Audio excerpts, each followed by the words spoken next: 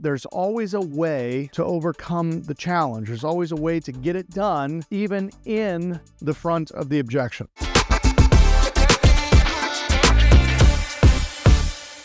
Jim Rohn said this: time is our most valuable asset, yet we tend to waste it, kill it, and spend it rather than invest it. He could not be more correct.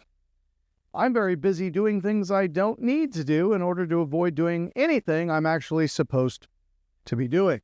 This is the art of procrastination again, and I see this a lot, especially on the real estate side, where we will pull our list and we'll spend all of this time doing research and due diligence on the various addresses of the property, looking at photos on Zillow and Redfin and comparing this thing to that thing, and not actually researching who owns the property, skip tracing it to get a viable phone number, making the outbound dial, sending the email, inquiring about acquiring that property.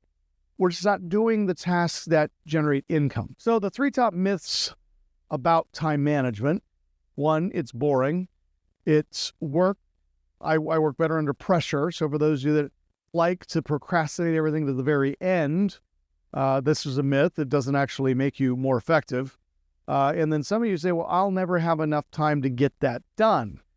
Well, the problem with that statement is we all know multi-millionaires, billionaires, trillionaires that have the same 24 hours a day, 7 days a week as we do. What's the difference between them and us? They are better about managing their time, outsourcing to experts, and leveraging other people's time and expertise to get the job done. And some will say, well, Lee, I'd love to do that, but I can't afford to pay those people. Well, that may be true, but you could afford to give them a slice of the upside. You could afford to give them a piece of the action. I remember when I was first starting this business back in 1996, I didn't have a lot of cash either.